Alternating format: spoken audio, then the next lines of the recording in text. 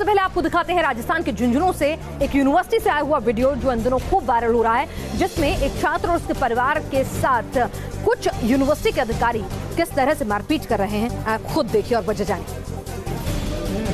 पहले हाथों और पैरों से पिटाई, फिर डंडे से पिटाई। दनादन डंडे बरसाती ये मोहतरमा यूनिवर्सिटी स्टाफ का हिस्सा है, लेकिन उनको इतना गुस्सा है कि वो डंडे से दनादन पिटाई कर रही हैं। बताया जा रहा है कि 2 दिन पहले यूनिवर्सिटी में पढ़ने वाले एक छात्र के साथ यूनिवर्सिटी स्टाफ ने मारपीट की थी, जिसकी शिकायत के लिए पीड़ित छात्र अपने चाचा को लेकर आया था। पीड़ित छात्र मैनेजमेंट से बात करना चाहता था, लेकिन उनके साथ मारपीट की जाने लगी। यूनिवर्सिटी प्रशासन ने पीड़ित छात्र के चाचा और उनके साथ आए 2 लड़कों को जमकर पीटा। पीड़ित छात्र तो किसी तरह भाग निकला। एक युवक के सर में चोट लगी है, जबकि दूसरे की नाक की हड्डी टूट गई है।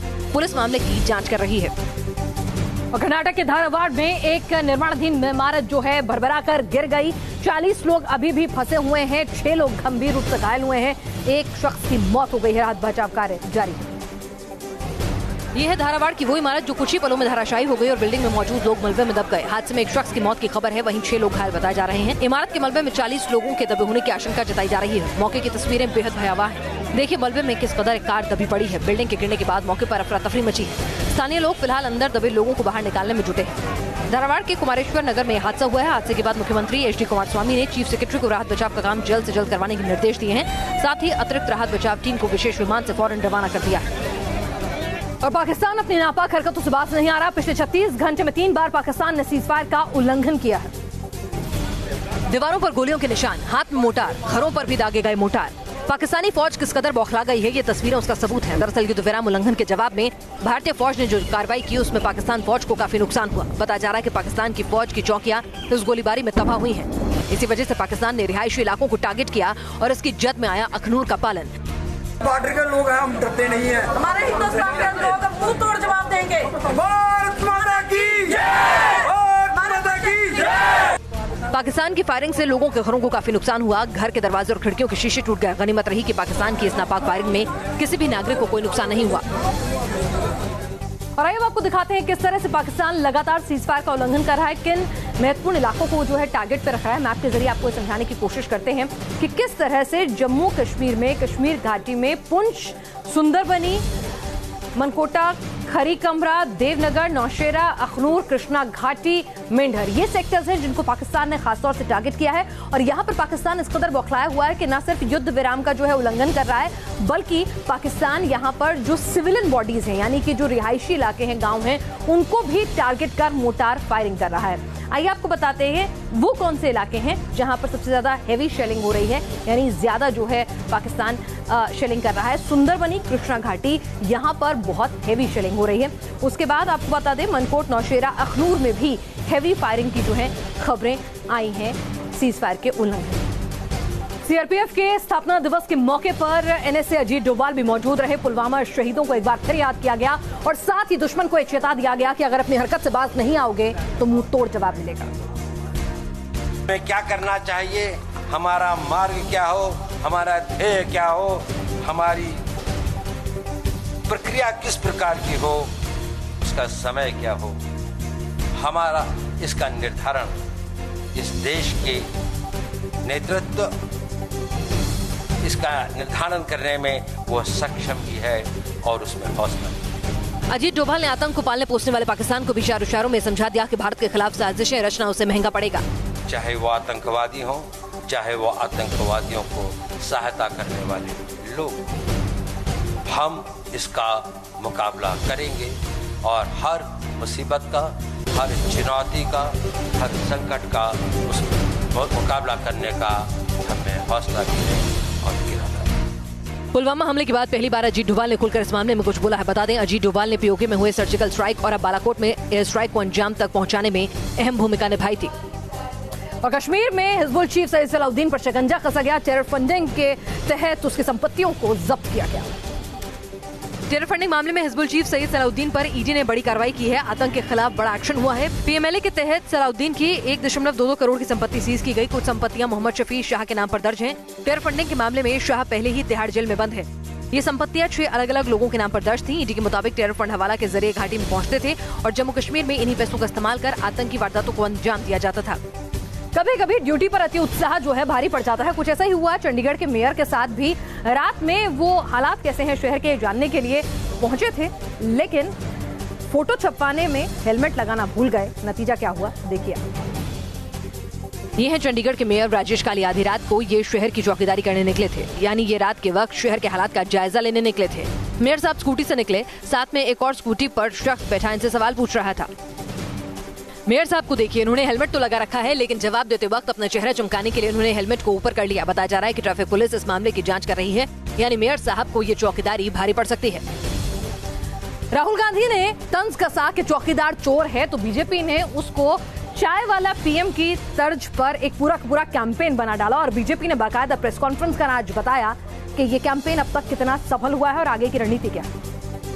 आप आश्वस्त रहिए, आपका ये चौकीदार पूरी तरह से चौकन्ना है। बीजेपी सोशल मीडिया पर मैं हूं चौकीदार अभियान के हिट होने के बाद अब उसे जमीन पर उतारने वाली है और 31 मार्च को इस अभियान के तहत खुद को चौकीदार बुलाने वाले 500 लोगों के साथ वीडियो कॉन्फ्रेंसिंग के जरिए बातचीत होगी। 31 मार्च को प्रधानमंत्री जी 500 लोकेशंस पर वीडियो कॉन्फ्रेंस के माध्यम से ऐसे लोग जिन्होंने मैं भी चौकीदार मूवमेंट से अपने को जोड़ा है, उनसे बातचीत करेंगे। इसमें एनडीए के लोग रहेंगे, बीजेपी के भी लोग रहेंगे, बाकी पूर्व सैनिक रहेंगे, किसान रहेंगे, अनुसूचित जाति जनजाति और आपके प्रोफेशनल्स, डॉक्टर्स, लॉयर्स, सीएस, अध्यापक, ये सभी रहेंगे। अब जरा खुद रविशंकर प्रसाद से सुनिए सोशल मीडिया पर यह अभियान कैसा चला। इसको 20 लाख लोगों ने ट्वीट किया, 20 लाख पीपल ट्वीटेड इट, और इसका जो इंप्रेशंस होता है वो हुआ 1680 करोड़। 1 करोड़ लोगों ने सोशल मीडिया और नमो ऐप पर प्लेज दिया है कि मैं भी चौकीदार हूं। 1 करोड़ लोगों ने। बीजेपी ने 2014 लोकसभा चुनाव से पहले भी कांग्रेस के चाय वाला बयान के बाद चाय पर चर्चा की शुरुआत की थी और इसी तर्ज पर अब चौकीदारों के साथ चर्चा होने वाली है। और आइए अब आपको दिखाते हैं किस तरह से बीजेपी जो है इस पूरे के पूरे एजेंडे को पूरे चुनावी पूरे के पूरे प्रचार के लिए इस्तेमाल करने वाली है। आपको बता दें कि 25 लाख चौकीदारों से होली के मौके पर एक ऑडियो मैसेज के जरिए जो है प्रधानमंत्री जो है ऑडियो कॉन्फ्रेंसिंग के जरिए जो है वो बातचीत करेंगे। चाय पर चर्चा की तर्ज पर किस तरह से चौकीदारों के साथ संवाद जो है ये पूरा का पूरा बीजेपी का इलेक्शन कैंपेन बन गया है। 20 मार्च को शाम 4:30 बजे ये बातचीत होगी चौकीदारों से, लाखों चौकीदारों से ये बातचीत होगी। तो किस तरह से आरोप को भी एक चुनावी कैंपेन में बदल दिया बीजेपी ने। लेकिन मायावती ने भी इस पर तंज कसा है। बीएसपी सुप्रीमो ने ट्वीट करके कुछ कहा, देखिए। सादा जीवन उच्च विचार के विपरीत शाही अंदाज में जीवन जीने वाले जिस व्यक्ति ने पिछले लोकसभा आम चुनाव के समय वोट की खातिर अपने आप को चाय वाला प्रचारित किया था, वो इस चुनाव में वोट के लिए बड़े तामझाम और शान के साथ अपने आप को चौकीदार घोषित कर रहा है। देश वाकई बदल रहा है। और प्रियंका गांधी के वोट यात्रा का या पूर्वांचल के वाराणसी प्रयागराज दौरे का आज दूसरा दिन रहा। विंध्यवासिनी मंदिर गई, जीत का आशीर्वाद मांगा और निशाने पर जो वोट बैंक रहा, पूरा दिन कैसा रहा देखिए। जय माता दी। चुनाव प्रचार के दौरान इस तरह प्रियंका ने लोगों को खुद से जोड़ने की कोशिश की। भदोही के सीतामढ़ी मंदिर में प्रियंका गांधी ने विधिवत पूजा अर्चना की, तो मिर्जापुर में मां विंध्यवासिनी के दरबार में प्रियंका गांधी ने हाजिरी लगाकर अपने पूर्वजों की परंपरा के कदमों पर चलने की कोशिश की। बताया जा रहा है कि मां विंध्यवासिनी के दरबार में देश की पूर्व प्रधानमंत्री इंदिरा गांधी की बड़ी आस्था थी। 1977 के आम चुनाव में करारी हार के बाद इंदिरा गांधी मां विंध्यवासिनी के दरबार में दर्शन कर विजय की कामना करने आई थी। कहते हैं कि कांग्रेस के वरिष्ठ नेता पंडित कमलावती त्रिपाठी के साथ जब वो मां के चरणों में माथा टेकी तो उस समय मां के गले से माला गिरकर इंदिरा के गले में पड़ गई थी। उसी के बाद हुए 1980 के आम चुनाव में इंदिरा गांधी को जनता ने भारी बहुमत के साथ फिर से प्रधानमंत्री बना दिया और अब उनकी पोती प्रियंका गांधी, जिनमें कांग्रेसियों को इंदिरा का अक्स दिखता है, वो भी भाई राहुल के लिए मां से आशीर्वाद मांग रही हैं। लेकिन सवाल ये कि क्या इस बार प्रियंका की सियासत को आशीर्वाद मिलेगा? वोट से प्रियंका ने वोट बैंक को साधने की कोशिश करते हुए देश की मौजूदा सरकार और पीएम मोदी पर निशाना साधा, तो तुरंत बचाव में रविशंकर प्रसाद उतर आए और उन्होंने भी प्रियंका पर पलटवार किया। अब कुछ लोग टिप्पणी कर रहे हैं कि चौकीदार अमीरों के लिए होता है, गरीबों के लिए नहीं। अब उनको कैसा बताया जाए कि जो सत्ता में थे उन्होंने गरीबों का पैसा लाखों करोड़ में लूटा, 12 लाख करोड़। वो आज तो चौकीदार की जरूरत किसके लिए है ये बताना जरूरी है। जो प्रचार करते हैं और जो होता है उसमें बहुत फर्क है। और जहाँ तक इनकी ये 70 साल वाली रट है, इस रट की भी एक्सपायरी डेट है। 5 साल से आप सरकार में रहे हैं, 5 सालों में आपने क्या किया? प्रियंका पूरे जोश में थी तो कांग्रेस के कार्यकर्ता भी जोश में थे, तो ऐसे में बीजेपी के कार्यकर्ता कैसे पीछे रह जाते। प्रियंका मां से जीत का आशीर्वाद मांगकर बाहर आई तो मोदी के नारे प्रियंका के सामने लगे। फिर क्या हुआ?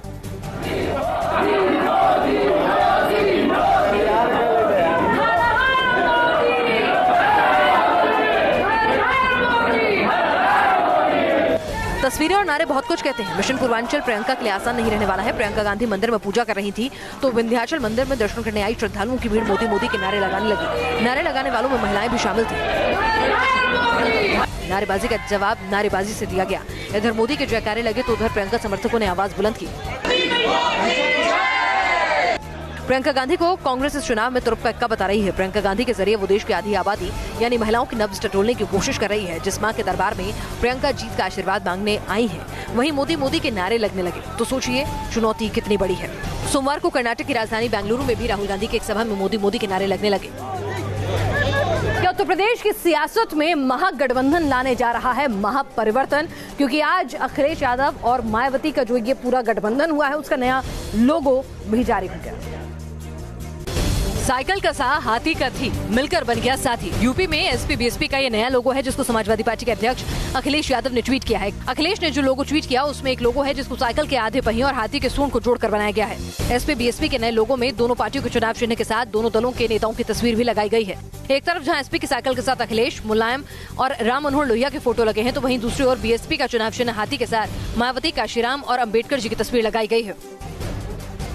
तो उत्तर प्रदेश में कांग्रेस ये जरूर कह रही है कि उसकी लड़ाई जो है वो बीजेपी के खिलाफ है। महागठबंधन को लेकर अभी भी वो चुप्पी साधे हुए हैं, यानी कांग्रेस अपने रास्ते खुले रख रही है लेकिन कोई कांग्रेस को तवज्जो दे रहा हो ऐसा लगता नहीं है, क्योंकि बिहार में भी महागठबंधन होने से पहले ही टूटता नजर आ रहा है। चुनाव से पहले महागठबंधन की जो हुंकार पश्चिम बंगाल की धरती से भरी गई थी वो चुनाव तारीख के नजदीक आते आते उसकी गांठ ढीली हो गई। जिस बिहार पर विपक्ष की नजर थी कि यहां से महागठबंधन बीजेपी की घेराबंदी करेगा, वहां भी बेखराब दिखाई देने लगा है। सूत्रों के मुताबिक अगर बुधवार तक बात नहीं बनती है तो विपक्षी दल नए फॉर्मूले का सहारा ले सकते हैं, जिसमें पहला समीकरण होगा कि आरजेडी लेफ्ट एक गठबंधन बनाए और आरएलसीपी के साथ हमको कुछ सीटों को ऑफर करे। दूसरा, कांग्रेस के लिए 8 सीटें छोड़कर बाकी सीटों की घोषणा कर दी जाए। तीसरे समीकरण ये है कि कांग्रेस उपेंद्र कुशवाहा और जीतन राम मांझी के साथ गठबंधन कर ले और राजद लेफ्ट अलग गठबंधन बना ले। या फिर चौथा समीकरण जिसको आरजेडी चाहती है, यानी कांग्रेस को 8 सीटों पर मना लिया जाए और महागठबंधन के सभी साथी मिलकर बिहार में बीजेपी की घेराबंदी करें। यूपी में गठबंधन से कांग्रेस को एसपी बीएसपी ने पहले ही अलग कर दिया था और पश्चिम बंगाल में भी कांग्रेस के लेफ्ट के साथ बात नहीं बनी और वहाँ भी कांग्रेस अब अकेले चुनाव लड़ने जा रही है। और अब आपको बता दें कि लग रहा है कि पश्चिम बंगाल में भी कांग्रेस की दाल जो है नहीं गली है। लेफ्ट ने अपने सभी उम्मीदवारों की सीटें जो है जारी कर दी हैं, यानी कि वहां भी लेफ्ट का साथ कांग्रेस को नहीं मिला है। इस बीच अगर दिल्ली की राजनीति की बात करें तो वो जरूर गर्मा रही है, क्योंकि दिल्ली में आपके कुछ नेता चाहते हैं कि गठबंधन हो, कांग्रेस के कुछ नेता चाहते हैं कि गठबंधन हो, लेकिन एक धड़ा ऐसा भी है जो राहुल गांधी के पास पहुंच गया ये कहते हुए कि गठबंधन कतई मंजूर नहीं। कांग्रेस में 2 गुट बन गए हैं। दिल्ली कांग्रेस प्रभारी पीसी चाको ने कहा है कि गठबंधन के रास्ते खुले हैं। वहीं दूसरी ओर शीला दीक्षित समेत उनके खेमे के नेताओं ने राहुल गांधी और सोनिया गांधी को गठबंधन के खिलाफ पत्र तक लिख दिया है। लेकिन जिस तरीके से आम आदमी पार्टी रोज दरवाजा खोलना बंद करने की बात करती है, हमने कब कहा कि दरवाजे खोलो और हमने कब कहा कि दरवाजा बंद करो? बात अगर आम आदमी की पार्टी की करें तो आप नेता गोपाल राय ने भी साफ कहा है कि दिल्ली में कांग्रेस के साथ गठबंधन का सवाल पैदा ही नहीं होता। पूरी तरह से गठबंधन की जो चर्चा है उसको हम लोगों ने खत्म कर दी है और अब हम पूरी तरह से मैदान में उतर रहे हैं। बिहार और यूपी में साथ मिल नहीं रहा और दिल्ली में कांग्रेस गठबंधन चाहती नहीं। गठबंधन को लेकर कांग्रेस उलझी सी नजर आ रही है, अपने बीच में ही राह बटी हुई नजर आ रही है। यानी 2019 के लोकसभा चुनाव से पहले कांग्रेस को जरूरत अपने घर को सुधारने की है। अब देखते हैं जुर्म की दुनिया की हर बड़ी खबर crime cut to cut. Madhya Pradesh police के सर्च ऑपरेशन में हुआ जमकर हंगामा। होली और चुनाव को लेकर अवैध शराब के कारोबार पर पुलिस कार्रवाई करने गई थी, तभी एक युवक हाथों में तलवार लेकर पुलिस को डराने की कोशिश करने लगा। सतनाम के परिवार की महिलाओं ने भी जमकर हंगामा किया। हंगामा के बाद बड़ी संख्या में पुलिस बल को बुलाया गया, तब जाकर कहीं मामला शांत हुआ। ग्वालियर की सेंट्रल जेल में एक कैदी की संदिग्ध परिस्थितियों में मौत से जेल प्रशासन सवालों के घेरे में है। कैदी के परिवार वालों ने खूब हंगामा किया और आरोप लगाया कि पिटाई से ही कैदी की मौत हुई है। यूपी के मुरादाबाद से एक सनसनीखेज मामला सामने आया, जहां एक पति ने अपनी पत्नी की गला दबाकर हत्या कर दी। बताया जा रहा है कि रोज पति पत्नी में झगड़ा होता था, जिससे गुस्सा होकर पत्नी मायके चली गई थी, लेकिन होली के बहाने पति उसे वापस लेकर आया और शराब के नशे में गला दबाकर उसकी हत्या कर दी। क्या भारत का भगोड़ा और 13,000 करोड़ रुपए का गबन कर फरार हुआ नीरव मोदी जो है हिंदुस्तान आएगा? क्योंकि वेस्टमिंस्टर कोर्ट ने वारंट तो जारी कर दिया, लेकिन नीरव मोदी अभी भी लंदन की सड़कों पर खुलेआम घूमता हुआ देखा गया। आखिर क्यों नहीं हुई नीरव मोदी की गिरफ्तारी और क्या भारत लाने की राह है आसान? वारंट जारी होने के बाद भी नीरव मोदी लंदन की सड़कों पर बेखौफ घूमता दिखा है। जब नीरव मोदी से गिरफ्तारी वारंट पर सवाल पूछा गया तो वो जवाब देने से बचता रहा। Mr. Modi, could you comment something? This is an opportunity for you to speak, Mr. Modi. No comment. London में वेस्टमिंस्टर मजिस्ट्रेट की अदालत से नीरव के खिलाफ अरेस्ट वारंट जारी होने के बाद अब उसकी गिरफ्तारी लगभग तय है। मुमकिन है कि गिरफ्तारी और सुनवाई के बाद भारत नीरव के प्रत्यर्पण को लेकर अपील भी दाखिल करे। माना जा रहा है कि कोर्ट में नीरव मोदी जमानत की अपील कर सकता है, जैसे कि विजय माल्या के केस में हुआ। उसके बाद नीरव के प्रत्यर्पण की सुनवाई शुरू हो सकती है। इस पूरी प्रक्रिया में महीनों से साल तक का वक्त लग सकता है। और दुनिया की हर बड़ी खबर आई है, अब आपको अप टू डेट करते हैं उससे भी। वर्ल्ड कप करते हैं। सीरिया में इस्लामिक स्टेट के आखिरी गढ़ में लड़ाई जारी है। अमेरिका के समर्थन से कुर्दिश लड़ाकों ने आईएस आतंकियों को चौतरफा घेर लिया है। गोलीबारी और बमबारी की आवाज साफ सुनाई दे रही है। उम्मीद की जा रही है कि जल्द ही इस इलाके को भी इस्लामिक स्टेट के कब्जे से छुड़ा लिया जाएगा। बॉम्ब साइक्लोन के बाद नेब्रास्का में तबाही की तस्वीरें साफ देखी जा रही हैं। बर्फीले तूफान और बाढ़ के खत्म होने के बाद भी पूरा इलाका बर्फ की सफेद चादर से ढका है। अनुमान लगाया जा रहा है कि हाड़ कपाने वाली ठंड फिलहाल कुछ दिनों तक ऐसे ही लोगों को कपकपाती रहेगी। इंडोनेशिया में भयंकर बाढ़ के बाद तबाही का मंजर साफ देखा जा रहा है। बाढ़ में मारे गए लोगों की संख्या बढ़कर 89 हो गई है। वहीं देश भर में 74 लोग लापता हैं। इस त्रासदी में 150 से ज्यादा लोग घायल हैं। एक अनुमान के मुताबिक करीब 7000 लोग बेघर हो गए हैं। चीन के कई इलाकों में कई दिनों से लगातार हो रही बारिश के बाद लैंडस्लाइड की घटनाएं बढ़ गई हैं। अलग अलग जगहों पर भूस्खलन में 10 लोगों की जान चली गई, वहीं 10 लोग लापता हैं। भूस्खलन की वजह से जिनजियांग प्रांत में 2 घर भी ढह गए। क्या किसी को मेकअप करने की वजह से या फिर एक अलग किस्म का मेकअप करने की वजह से ट्रेन से उतारा जा सकता है? और जब चीन में ऐसा हुआ तो क्यों आ गई वहां लिपस्टिक क्रांति? देखिए आप। चीन के सोशल मीडिया प्लेटफॉर्म वीबो पर इन दोनों लगातार ऐसी सेल्फी नजर आ रही है। सैकड़ों औरतें रोजाना वीबो पर गॉथ मेकअप के साथ अपनी सेल्फी पोस्ट कर रही हैं। वजह है एक औरत के साथ हुई नाइंसाफी। पता जा रहा है कि गॉथ मेकअप के साथ एक महिला मेट्रो में जाना चाहती थी, लेकिन पुलिस ने उसे रोक दिया। पुलिस ने मेकअप पर ऐतराज जताकर महिला को ट्रेन में नहीं जाने दिया। जैसे ही महिला के साथ हुए बर्ताव की खबर फैली तो चीन की गॉथ कम्युनिटी नाराज हो गई और इस विरोध में इस किस्म की सेल्फी पोस्ट की जाने लगी। दरअसल गॉथ मेकअप एक किस्म का फैशन ट्रेंड है जिसमें काले या गहरे रंग की लिपस्टिक और लाइनर्स इस्तेमाल होते हैं। ये पॉप कल्चर से निकला ट्रेंड है जिसमें वैम्पायर जैसी वेशभूषा का इस्तेमाल किया जाता है। जिम्बाब्वे और मोजाम्बिक में आए तूफान से 1000 लोगों के मारे जाने की आशंका जताई जा रही है। 5 लाख लोग जो हैं इससे प्रभावित हुए हैं। आप भी देखिए भयावह तस्वीरें। सड़कों पर अभी भी पानी भरा है, नदी नाले उफान पर हैं और लोगों के आशियाने टूट चुके हैं। तस्वीरें जिम्बाब्वे और मोजाम्बिक में आए तूफान के बाद की तबाही की हैं। बताया जा रहा है कि इस त्रासदी में करीब 1000 लोगों के मारे जाने की आशंका है। वहीं लाखों लोग बेघर हो गए। इस तूफान ने सबसे पहले बेरा शहर को हिट किया था। बताया जा रहा है कि बाढ़ में 5.5 लाख की आबादी वाला ये शहर 90% नष्ट हो चुका है। अब आपको दिखाते हैं बॉलीवुड की हर अपडेट। देखते हैं सिनेमा का ट्विटर। उर्वशी रतौला ने इंस्टा पर एक वीडियो शेयर किया जिसमें दिखा उनका मस्त मौला अंदाज। वरुण धवन की फिल्म स्ट्रीट डांसर को रैप अप हो चुका है। वरुण इस मौके पर नूरा फतेही के संग ठुमके लगाते हुए नजर आए।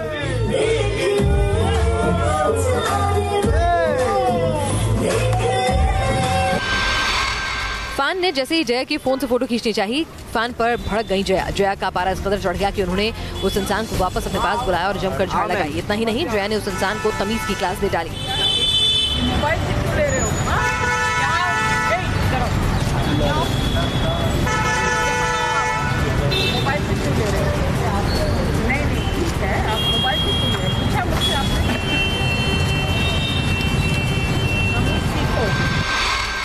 प्रधानमंत्री नरेंद्र मोदी की बायोपिक का नया पोस्टर सामने आ गया। भारत के प्रधानमंत्री नरेंद्र मोदी के जीवन पर बनी फिल्म पहले 5 अप्रैल को रिलीज होने वाली थी और अब मेकर्स ने इसकी रिलीज 12 अप्रैल को करने का फैसला किया है। अब एक बार फिर 5 अप्रैल को लोकसभा चुनाव की वोटिंग से पहले ये फिल्म सिनेमाघरों में दस्तक देगी। शाहरुख और बेटी अब्राम का स्वागत देखने को मिला जब दोनों लंदन से छुट्टियां मनाकर लौटे। शाहरुख और बेटी अब्राम को आप देख सकते हैं, दोनों ब्लैक कलर के अटायर में अमेरिकन वॉर बोनेट पर पोज दे रहे हैं। संजय लीला भंसाली की फिल्म इंशाअल्लाह में सलमान खान के साथ रोमांस करती नजर आएंगी आलिया भट्ट। सलमान खान ने ट्वीट की इसकी जानकारी।